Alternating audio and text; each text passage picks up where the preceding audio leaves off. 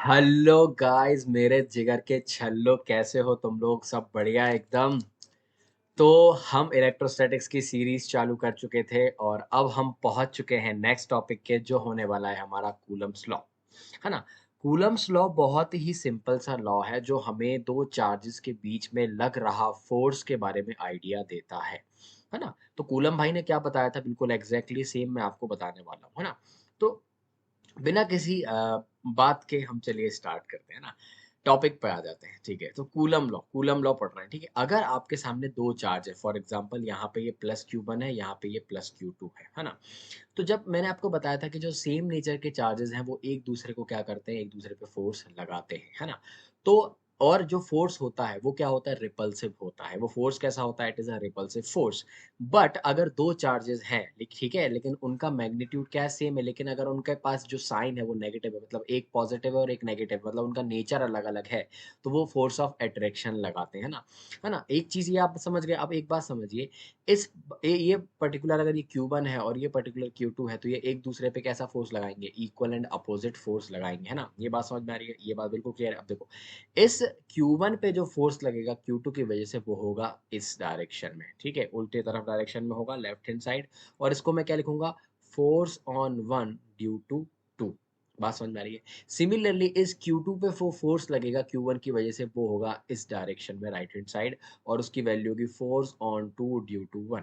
अब ये दोनों फोर्सेज है ना, these forces will be equal. तो मैं ऐसा लिख सकता हूँ, F12 is equal to F21, है ना? लेकिन एक साइन मैं यहाँ पे लगा दूंगा नेगेटिव का, क्योंकि दोनों क्या है, इक्वल एंड अपोजिट है, इसलिए यहाँ पे नेगेटिव साइन मैंने लगा दिया, है ना?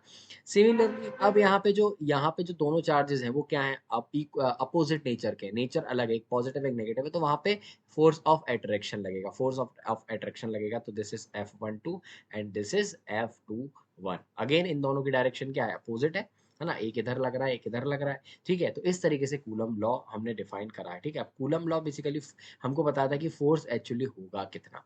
तो कूलम भाई ने क्या बोला, जो फोर्स होता है वो होता है डायरेक्टली प्रोपोर्शनल इनके चार्जेस के मैग्नीट्यूड के। बात समझ में आ रही है? मैग्नीट्यूड ऑफ चार्ज के डायरेक्टली प्रोपोर्शनल होता है प्रोडक्ट के। ठीक है, और इनवर्सली प्रोपोर्शनल होता है square of distance between them. अगर इन दोनों की डिस्टेंस, फॉर एग्जांपल अगर r ले रहे हो ना, तो वो इनवर्सली प्रोपोर्शनल डिस्टेंस के, मतलब जितना आप डिस्टेंस बढ़ाओगे उतना फोर्स क्या होगा, कम होगा। ठीक है, और सिमिलरली अगर आप चार्ज का मैग्नीट्यूड बढ़ाओगे तो फोर्स भी ऑब्वियसली क्या होने वाला है, बढ़ने वाला है। जब आप ये डायरेक्टली प्रोपोर्शनल का साइन रिलीज करेंगे, मतलब जब आप इन दोनों इक्वेशन को लिखोगे, तो आपके सामने आएगा Q1 Q2 upon r square. और when you will release this proportionality sign, तो आप एक कांस्टेंट देखेंगे, और वो आता है Q1 Q2 upon r square, है ना?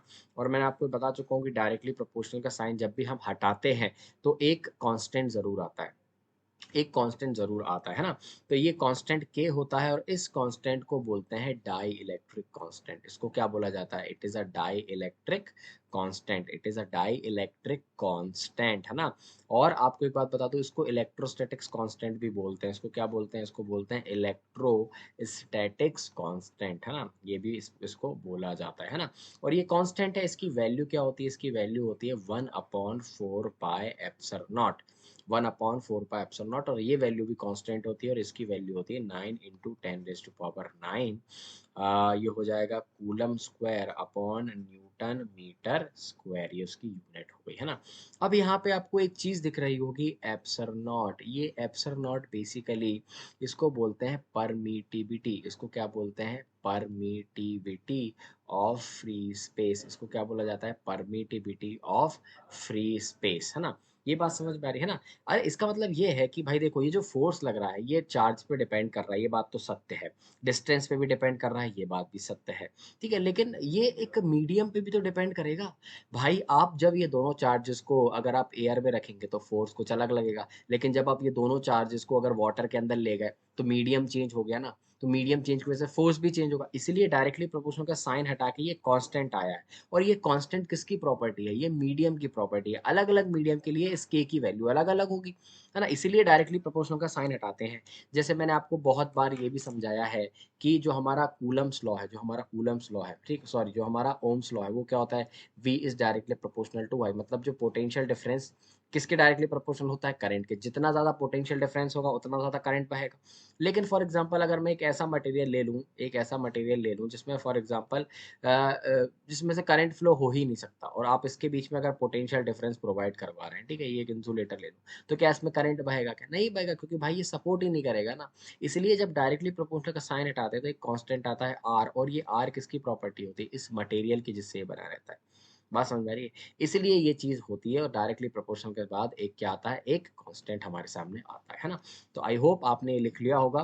वीडियो को पॉज कर लीजिए, फोर्स लिख लीजिए। तो फोर्स की ओवरऑल वैल्यू क्या हो गई? फोर्स की जो ओवरऑल वैल्यू हो गई, I should write here, okay, मैं इसको मिटा के लिख लेता हूँ। आई होप आपने लिख लिया होगा, पॉज करके आप लिख लीजिए, है ना? तो क्या होगा? फोर्स की जो वैल्यू होगी वो होगी f is equal to 1/4 pi epsilon nought Q1 Q2 upon r square, है ना? यही होगी। ठीक है, तो ये बात ध्यान में रखिएगा। ठीक है, दिस इज द फोर्स। ये फोर्स होता है, बस भाई, फोर्स का पता डिफाइन कर दिया ना। चलिए, अब कुछ कूलम्स लॉ से रिलेटेड कुछ इंपॉर्टेंट पॉइंट क्या है वो आप देख लेते हैं। जो पहला पॉइंट है कि it is only applicable for point charges. किसके लिए एप्लीकेबल है? Point charges. पॉइंट चार्जेस मतलब आप ऐसा कह सकते हैं, आपने पॉइंट ऑब्जेक्ट सुना है? पॉइंट ऑब्जेक्ट सुना है? पॉइंट ऑब्जेक्ट क्या है? पॉइंट ऑब्जेक्ट एक ऐसा ऑब्जेक्ट रहता है कि पर्टिकुलर वो डिस्टेंस जो ट्रेवल करता है, वो this D should be very very greater than this his size. उसके साइज से ये डी बहुत ज़्यादा होता है। वैसे ही पॉइंट चार्ज क्या होगा? पॉइंट चार्ज वह चार्ज होगा जिसका जो साइज है वो बहुत ही छोटा है as compare to distance between these two charges, है ना? तो इसको मैं पॉइंट चार्जेस बोलने लगूंगा ना। तो दिस आप ऐसा मानो कि ये भी बहुत ही छोटा charge, it is very small charge, है ना? Similarly this force is conservative in nature. ये फोर्स कैसा होता है? कंजर्वेटिव होता है ना? ये बात ध्यान में रखना, मैंने आपको ये बात बता चुका हूँ कि ये कंजर्वेटिव फोर्स होता है ना।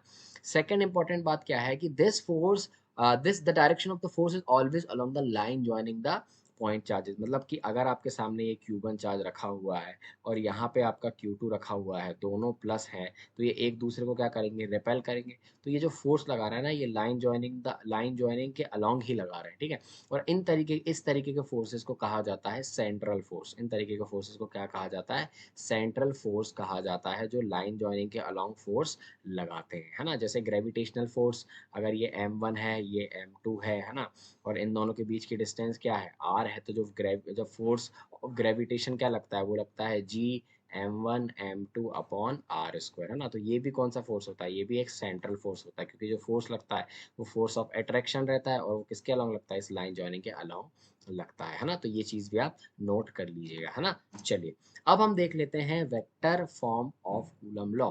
मतलब कूलम लॉ को भी हम वेक्टरली बता सकते हैं ना, क्योंकि देखो फोर्स जो है भाई साहब, फोर्स एक ऐसी क्वांटिटी है जिसको आपको कंप्लीटली डिफाइन करने के लिए आपको उसका मैग्नीट्यूड तो देना ही पड़ता है, लेकिन मैग्नीट्यूड के साथ डायरेक्शन भी देना पड़ता है ना। अगर मैंने ऐसा बोला कि एक बॉडी पे मैंने 10 न्यूटन फोर्स लगाया, ठीक है, तो 10 न्यूटन फोर्स लगा के मैंने कंप्लीटली थोड़ी डिफाइन करा। भैया कहाँ लगाया? आपने ऊपर लगाया, नीचे लगाया, राइट लगाया, लेफ्ट लगाया, 45 डिग्री पे लगाया, कहाँ लगाया ये भी तो बताना पड़ेगा। तो डायरेक्शन बहुत ज़रूरी होता है, ठीक है? इसीलिए कूलम्स लॉ हम वेक्टर फॉर्म में भी देख लेते हैं ना। बहुत सिंपल सा है, बहुत इजी सा है। चलिए देख लेते हैं कैसे करेंगे। हाँ, इसमें क्या करते हैं, हम दो चार्ज को कंसीडर करते हैं, ठीक है? Let us consider two charges. इस तरीके से आपका कोई कोऑर्डिनेट एक्सिस ले लीजिए आप, ये आपकी वाई एक्सिस ले लीजिए, ये आपकी एक्स एक्सिस ले लीजिए, और यहाँ पे आपका कोई Q1 चार्ज रखा हुआ है और यहाँ पे आपका Q2 चार्ज रखा हुआ है, ठीक है? और ये जो पोजीशन वेक्टर है, इसका जो पोजीशन वेक्टर ले रहा हूँ मैं Q1 का, ठीक है? आपको पता है पोजीशन वेक्टर मैं ओरिजिन से बना के लेता हूँ, ये मैं ले लेता हूँ R1 वेक्टर। सिमिलरली इसका पोजीशन वेक्टर मैं यहाँ से ले लेता हूँ कितना? R2 वेक्टर, ठीक है? तो आपको पता है ना, ये डिस्टेंस ये जो हो जाएगी that will be R2 minus R1 along this side, है ना? क्योंकि देखो यहाँ से लेके यहाँ तक ये आपका R1 है, दिस इज योर R1, है ना? और ये पूरा कितना है? ये आपका पूरा कितना है? यहाँ से लेके यहाँ तक कितना है? This is your R2। तो इस डायरेक्शन में ये कितना हो जाएगा? R2 माइनस R1, ठीक है? और अगर ये डायरेक्शन में ये R2 माइनस R1 है, तो इसके अपोजिट डायरेक्शन में क्या हो जाएगा? ये हो जाएगा minus of R2 minus R1, है ना? ये ऐसा हो जाएगा। और जब माइनस साइन अंदर ले जाओगे तो ये क्या हो जाएगा? ये R1 जो माइनस था वो हो जाएगा प्लस, तो ये हो जाएगा R1 माइनस R2 वेक्टर, है ना। तो इस डायरेक्शन में इसको रेड से बना देता हूँ तो आपको थोड़ा क्लियर होगा। इस पर्टिकुलर डायरेक्शन में ये होगा R1 माइनस R2, ठीक है, और इस पर्टिकुलर डायरेक्शन में राइट हैंड साइड डायरेक्शन में ये होगा R2 माइनस R1, है ना। अब देखो ये दोनों अगर पॉजिटिव नेचर के चार्जेस है तो इस Q1 पे फोर्स Q2 की वजह से यहाँ लगेगा, इस लाइन ज्वाइन के अबाउट। सिमिलरली इस Q2 पे कहाँ फोर्स लगने वाला है, इस Q2 पे इधर फोर्स लगने वाला है। ये बात तो आपको समझ में आ गई कि इस वाले Q1 पे फोर्स लग रहा है इधर, इसको मैं लिख सकता हूँ F12। सिमिलरली इसको लिख सकता हूँ F21, इस पे यहाँ फोर्स लगेगा, है ना। तो आपको क्या करना है, सिर्फ आपको ये डिस्प्लेसमेंट वेक्टर जो है ना ये फोर्स के डायरेक्शन में लिखना है। जैसे अगर मैं F12 लिखूँ, फोर्स ऑन 1 ड्यू टू 2, तो वो क्या होगा 1/4 पाई एप्सिलॉन नॉट, दोनों charges Q1 Q2 upon R square. अब ये फोर्स यहाँ लग रहा है, इसके अलोंग डिस्प्लेसमेंट कहाँ है, इसके अलोंग डिस्प्लेसमेंट वेक्टर इस तरफ है, और that will be equal to R1 minus R2। समझ में आ रहा है, ये क्या है R1 माइनस R2, या फिर इसको मैं ऐसा लिख देता हूँ R12 का whole square into unit vector along this direction. के लिए हमको यूनिट वेक्टर लिखना पड़ेगा, तो R12 का यहाँ पे यूनिट वेक्टर इसके अलोंग, क्योंकि इससे डायरेक्शन पता चल गई कि भाई ये फोर्स यहाँ पे लग रहा है। सिमिलरली आप ऐसा लिख सकते हैं F21 is equal to 1/4 pi epsilon naught Q1 Q2 upon, अब देखो फोर्स F21 लग रहा है इस तरफ, तो इस तरफ जो पोजीशन वेक्टर है वो कौन सा है आपका R2 माइनस R1 है, तो इसको लिख सकता हूँ R21 का होल स्क्वायर, और इसके अलोंग हमारा यूनिट वेक्टर R21। इसको आप पर्टिकुलरली और अगर सॉल्व करेंगे ना, जैसे F12 को अगर आप और सॉल्व करते हैं, दिस F12 को अगर आप और सॉल्व करते हैं, तो what you will get 1/4 pi epsilon not, इसको लिखेंगे Q1 Q2 अपॉन, इसको मैं लिख सकता हूँ R1 माइनस R2 का होल स्क्वायर, है ना, और इसको मैं लिख सकता हूँ R1 माइनस R2, ये वेक्टर लिख दिया मैंने, अपॉन इसका मैग्नीट्यूड, तो मैग्नीट्यूड नीचे वही है तो ये हो जाएगा क्यूब, ये हो जाएगा क्यूब। तो इस तरीके से आपने ये फोर्स लिख दिया पर्टिकुलर किसमें, डायरेक्शनल फोर्स लिख दिया, जिसमें डिस्प्लेसमेंट बेसिकली एक मेजर फैक्टर रहता है ना। ये बात समझ में आ रही। वैसे ही आप इस F21 को भी लिख सकते हैं ना, और इंपॉर्टेंट बात क्या है कि ये जो F12 है that will be minus of F21, force equal रहेगा दो चार्जेस के बीच में, लेकिन अपोजिट डायरेक्शन में रहने वाला है। बात समझ में आ रही है। तो इस तरीके के क्वेश्चंस, इस तरीके का वेक्टर फॉर्म आप ध्यान में रखिएगा, है ना, और ये वेक्टर फॉर्म होता है, इससे आपको डायरेक्शन पता चल जाती है ना। आई होप आपको ये चीज क्लियर हो गई होगी। चलिए अब हम देख लेते हैं प्रिंसिपल ऑफ सुपरपोजिशन का प्रिंसिपल। भाई देखो सुपरपोजिशन प्रिंसिपल बहुत ही इजी सा है और कुछ ज्यादा खास बात है नहीं, है ना। अब देखो जैसे कोई भी वेक्टर क्वांटिटी होती है, देखो लॉजिक समझा रहा हूँ उसके पीछे, कोई भी वेक्टर क्वांटिटी होती है, कोई भी वेक्टर क्वांटिटी को ऐड करना सिंपल नहीं होता, ये स्केलर जैसे ऐड नहीं होती। जैसे अगर 1+2 है तो इसको मैं 3 लिख सकता हूँ, स्केलर एडिशन बहुत ईजी होता है।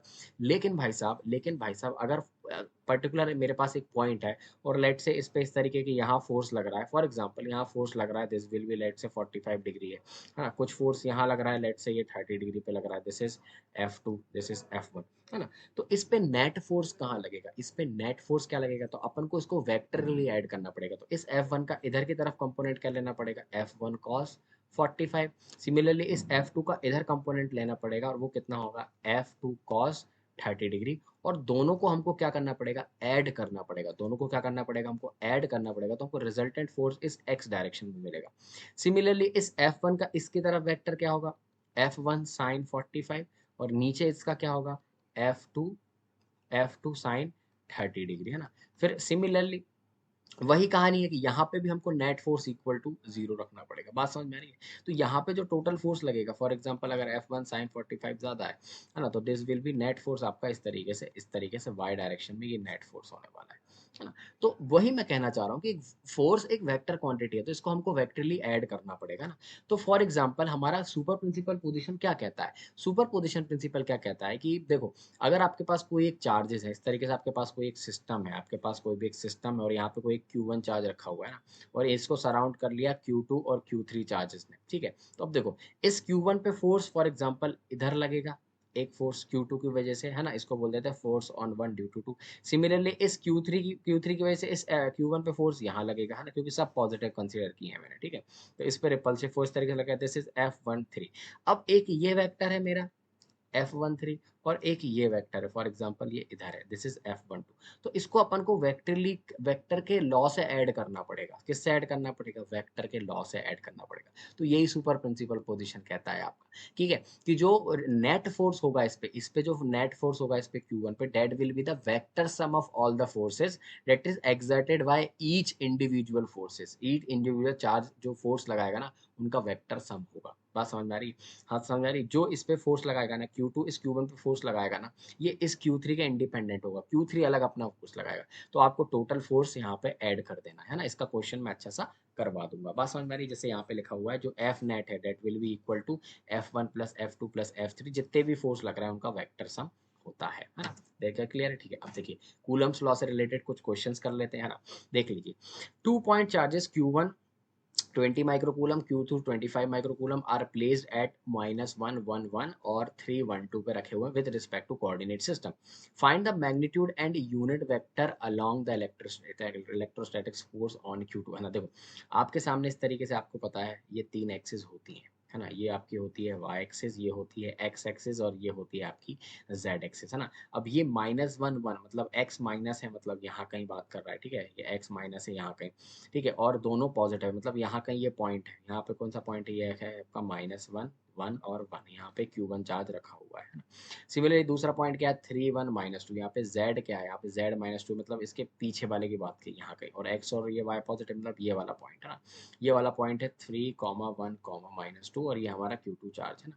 अब देखो दो दो कोऑर्डिनेट्स के बीच में दूरी हम निकाल सकते हैं। दो कोऑर्डिनेट, अगर दो कोऑर्डिनेट दिए हुए हैं, फॉर एग्जांपल मैं आपको बताता हूँ, अगर ये x1 y1 एक कोऑर्डिनेट दिया है और ये x2 y2 एक कोऑर्डिनेट दिया है, तो उनके बीच की दूरी हम किससे निकाल सकते हैं? डिस्टेंस फार्मूला से निकाल सकते हैं। और वो डिस्टेंस फार्मूला क्या बोलता है कि भैया अंडर रूट में आप x2 माइनस x1 कर दो, है ना, इसका स्क्वायर ले लो, और y2 माइनस y1 कर दो और इसका स्क्वायर ले लो, तो आपको इनके बीच की दूरी मिल जाएगी। तो हम वही कंसेप्ट यूज करने वाले हैं। चलिए तो वही कंसेप्ट यूज कर लेते हैं, बहुत अच्छे से वही कंसेप्ट यूज कर लेते हैं ना।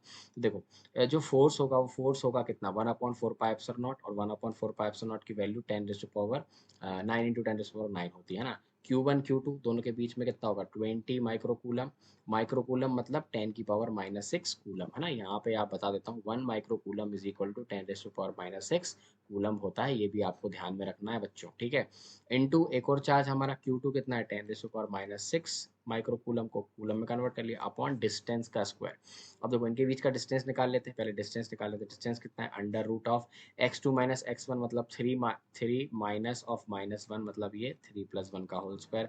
सिमिलरली 1 - 1 कितना हो जाएगा हमारा, 0 हो जाएगा। 1 - 1 कितना हो जाएगा, 0 का स्क्वायर, और ये हो जाएगा हमारा -2 - 1 इसका होल स्क्वायर, है ना। तो डी अपना कितना आया, डी अपना आया 4 का होल स्क्वायर 16 प्लस इसका हो जाएगा 3, कितना हो जाएगा 9, ठीक है। तो ये हो जाएगा 16 + 9, 16 + 9 होता है under root 25, that will be 5 metre. तो डिस्टेंस कितना आया हमारा, डिस्टेंस आया हमारा 5 मीटर। डिस्टेंस कितना आया हमारा, 5 मीटर आया, मतलब 5 मीटर का होल स्क्वायर कितना हो जाएगा, 25 हो जाएगा, ठीक है। कितना हो जाएगा, 25, 25 का रूट हो जाएगा, मतलब 5 का होल स्क्वायर हो जाएगा, ठीक है। तो एफ इतना कितना हो जाएगा, एफ हो जाएगा 9/25 इंटू, देखो ये 10, ये इसको लिख दो 20 इंटू 20, इसको खत्म कर दो, इसको 400 लिख दो, और उसको 10⁻12 लिख दो, है ना। बात समझ में आ रही है।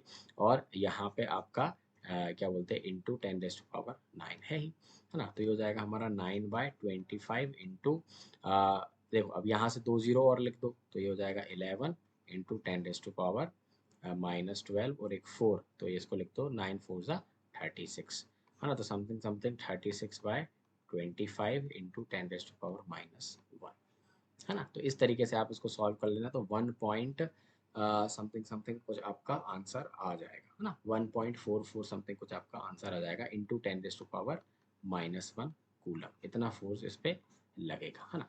अब दूसरा क्वेश्चन क्या बोल रहा है, इसको अच्छे से लिख लिया। अब दूसरा क्वेश्चन क्या बोल रहा है कि find the magnitude of unit vector along this electrostatics force Q2। इस Q2 के अलोंग हमको क्या निकालना है, यूनिट वेक्टर निकालना है। और जो यूनिट वेक्टर होता है that will be the vector upon उसका मैग्नीट्यूड, ये होता है, मैंने आपको बताया यूनिट वेक्टर, ठीक है।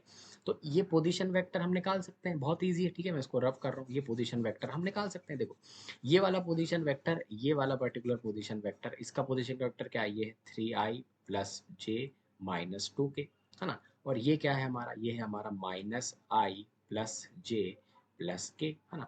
तो अगर मुझे ये डिस्टेंस निकालना है, ये डिस्टेंस पर्टिकुलर निकालना है, तो मैंने आपको बताया था ना, इस फाइनल वेक्टर में से इनिशियल वेक्टर को माइनस कर दो, तो हमको क्या मिल जाएगा, हमको ये आर वेक्टर मिल जाएगा। और आर वेक्टर कितना आएगा, 3i प्लस जे माइनस 2k माइनस माइनस आई प्लस जे प्लस के। तो इसको सॉल्व कर लो तो कितना आएगा, ये हो जाएगा 3 माइनस माइनस हो जाएगा प्लस, तो हो जाएगा 4i, है ना। और ये सब माइनस हो जाएंगे और ये कितना हो जाएगा, -3k। तो ये हमारा पर्टिकुलर क्या हो गया, ये हमारा क्या हो गया, ये आर वेक्टर हो गया। इसका मॉड कर दो, इसका मॉड कर लो, इसका होल स्क्वायर ले लो तो under root 4 square plus 3 square कितना हो जाता है, 16 प्लस 9 25। तो ये हमारा 4i-3k ये यूनिट वेक्टर हो गया। इसके बात समझ में आ रही है। तो ये यूनिट वेक्टर से हमने क्या निकाल दिया, डायरेक्शन निकाल दी। बात समझ में आ रही है। इस Q2 को पर्टिकुलर इस तरीके से डायरेक्शन होगी, है ना। चलिए, आई होप आपको ये चीज़ समझ में आई होगी। चलिए क्वेश्चन देख लेते हैं। नेक्स्ट क्वेश्चन बहुत इंटरेस्टिंग सा क्वेश्चन है और उसमें अपन थोड़ा सा उसको समझेंगे, है ना। देखो, 20 positively charged particles are kept fixed on x-axis at points x equal to 1, 2, 3 up to वहाँ तक 20 तक रखें। The first particle has a charge 1 into 10 raised to the power minus 6 coulomb, second है 8 into 10 to the power minus 6 coulomb, third है 27 into 10 to the power minus 6 coulomb and so on. Find the magnitude of electric force acting on 1 coulomb placed at origin, है ना। ये तो बहुत ही बढ़िया सा question है। आपके सामने इस तरीके से ये एक्स एक्सिस है और ये वाई एक्सिस है ना, ये एक्स एक्सिस है और ये आपके सामने वाई एक्सिस है। तो यहाँ पे क्या हो रहा है, x equal to 1, x equal to 2, x equal to 3, x equal to 4 up to ऐसे एक्स इक्वल टू 20 तक क्या रखे हुए हैं, चार्ज पार्टिकल रखे हुए हैं ना। और उन चार्ज की वैल्यू कितनी है, और फर्स्ट पे जो रखा हुआ है 1 इंटू 10 की पावर -6 रखा है। अब देखो, सेकेंड है 8 इंटू 10 की पावर -6 और थर्ड दिया है 27 इंटू 10 रेज़ टू पावर -6। तो ऑब्वियसली ये दिख रहा है आपको, 1 का क्यूब, 2 का क्यूब, 3 का क्यूब, ये सीरीज बन रही है। तो 4 का क्यूब कितना होगा, तो ये होगा 64 इंटू 10 की पावर -6। इस तरीके से यहाँ पे जो लास्ट का होगा, जो 20 वाला होगा, 20 का हम निकाल सकते हैं ना।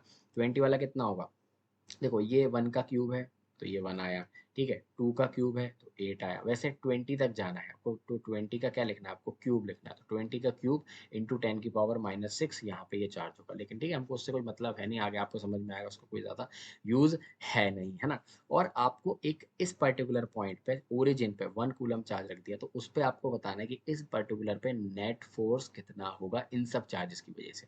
बात समझ में आ रही है, इतना क्लियर है। अब देखो, अब ये सब पॉजिटिव चार्ज है, तो इस 1 कूलम पे जो फोर्स लगने वाला है, इस 1 की वजह से फोर्स भी यहाँ लगेगा, 2 की वजह से भी यहाँ लगेगा, 3 की वजह से भी यहाँ लगेगा। सभी चार्ज पार्टिकल की वजह से फोर्स हमेशा क्या लगने वाला है, लेफ्ट तरफ लगने वाला है। मतलब जो एफ नेट है वो हमेशा -x एक्सिस की तरफ लग रहा है ना। मतलब इसको मैं -i की तरफ बोल सकता हूँ, जो नेट फोर्स इस पे लग रहा है ना। इतनी बात क्लियर है आपको ना, ये ध्यान में रखिएगा।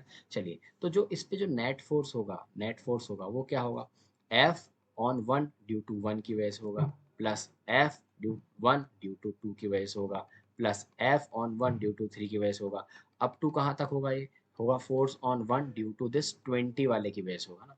तो ये हम लिख सकते हैं 1 इसको लिख देंगे 1/4πε0 Q1 Q2 अपॉन इनके बीच का R square, that is 1 square, plus इसको लिख देंगे Q1 Q2, sorry Q1 Q2 नहीं Q1, सॉरी इसको Q1 लिखो, मतलब ठीक है, इसको Q लिख लो, इसको हम Q मान लेते हैं, ये हो गया Q1, तो इसको Q मान लेते हैं, तो हो गया Q2, ये हो गया Q2। और 4πε0 इसका स्क्वायर, 2 का स्क्वायर, प्लस वैसे ही लिखेंगे Q पे जो फोर्स लग रहा है Q3 की वजह से 4πε0 3 का होल स्क्वायर। तो इस तरीके से अप टू हम कहाँ तक लिख लेंगे, Q due to Q20 upon 4πε0 20 का होल स्क्वायर, इस तरीके से लिख सकते हैं ना। अब देखो Q तो सेम है भाई, Q तो सेम होने वाला है, 1 कूलम है ना। और 4πε0 यहाँ से हम कॉमन ले लेते हैं, बचा क्या, बचा Q1/1 plus Q2/4 plus Q3/9 plus, इस तरीके से बचेगा, है ना। वैसे ही Q20/20 का होल स्क्वायर, इट इज 400, ये इस तरीके से बचा, है ना। अब देखो, इसको और फर्दर सॉल्व करते हैं, तो Q तो 1 कूलम है और 1/4πε0 होता है 9 इंटू 10⁻⁹ है ना। अब Q1 की वैल्यू कितनी, Q1 की वैल्यू 10 की पावर -6 है ना, प्लस Q2 की वैल्यू कितनी है 8 इंटू 10 की पावर -6 और अपॉन 4 इसको मैं अभी यहाँ काट देता हूँ, तो यहाँ कितना आएगा आंसर 2 बचेगा, प्लस Q3 की वैल्यू कितनी है 27 इंटू 10 की पावर -6 अपॉन दिस 9 है ना। तो इसको अगर मैं काट देता हूँ उस तरीके से तो ये कितना बचेगा, ये बचने वाला है 3 टाइम्स है ना। तो यहाँ पे क्या बचेगा, पर्टिकुलर आपका 3 बचेगा, यहाँ पे क्या बचेगा 3। तो ऐसे जब आप करते जाओगे ना तो आपका जो लास्ट वाला बचने वाला है वो बचने वाला है 20 × 10⁻⁶ है ना। आगे इसको और क्या कर सकते हैं, इसमें 10⁻⁶ अगर मैं कॉमन ले लूँ ना तो मेरी कैसी सीरीज बन जाएगी 9 × 10⁻⁹ और ये बन जाएगा 1+2 1+2+3+4 प्लस अप टू कहाँ तक 20 तक बन जाएगा ना। तो बात समझ में आ रही है। तो आप 9 × 10⁻⁹ कितना हो गया 3 हो गया, इंटू यहाँ पे आपको 1 से लेके 20 तक ऐड करना है। तो यहाँ पे आप कौन सा सम लगाते हैं, सम वाला लगा सकते हैं, सम वाला फॉर्मूला आप लगा सकते हैं ना, n/2 2a plus n-1 × d वाला जो फॉर्मूला है ना। इससे जब आप इस तरीके से सम वाला फॉर्मूला लगाएंगे है ना, इस सम वाला फॉर्मूला लगाएंगे तो आपको इससे क्या मिल जाएगा, ये टोटल सम मिल जाएगा 1 से लेके 20 तक है ना। और इसमें आप ये मल्टीप्लाई कर देंगे तो what you will get the answer. तो हम देख लेते हैं एन कितना है, यहाँ पे टोटल टर्म्स 20 है, 20/2 है ना। तो ये कितना हो गया 10 है ना। फिर 2 × a कितना है 1 और n-1 कितना है 20 - 1 है 19 × d कितना है हमारा, d कॉमन डिफरेंस कितना है 1। तो यहाँ से आ गया हमारा आंसर कितना 10 और यहाँ से कितना हो गया ये 2 + 19 है ना। मतलब ये हो गया 10 × 21 तो ये हो गया हमारा 210। ये कितना हो गया हमारा 210। तो ये 210 यहाँ पे हो गया है ना। तो आगे ये हो गया 90, ये हो गया 9 × 1 = 9 9 × 2 = 18 × 10⁻³ है ना। और एक जीरो ये और आ गया तो डायरेक्ट हम लिख देंगे × 10⁻⁴ न्यूटन। इस तरीके से हम इसको सॉल्व कर लेंगे। समझ में आ रहा है। सो आई होप मैंने आपको बहुत ही अच्छे तरीके से न्यूटन ये सॉरी हमारा कूलम्स का लॉ बताया। दो चार्ज के बीच में जो फोर्स लगता है वो अट्रैक्टिव और रिपल्सिव हो सकता है, वो नेचर पे डिपेंड करता है। फिर हमने देखा कि ये जो फोर्स है बेसिकली इसको हम ऐड कर सकते हैं क्योंकि वेक्टर क्वांटिटी तो सुपर प्रिंसिपल हमने पोजीशन सुपर प्रिंसिपल देख लिया ना कैसे ऐड करना है। फिर हमने देख लिया वेक्टर फॉर्म कैसे करना है, फिर हमने कुछ क्वेश्चंस कर लिए। इसके बहुत अच्छे अच्छे क्वेश्चंस मैं नेक्स्ट पार्ट में लेके आऊँगा जो बहुत थोड़े टफ रहेंगे और थोड़े इंटरेस्टिंग रहेंगे। बट आई होप आपको समझ में आएगा। Thank you so much for watching. Have a nice day. I love you all.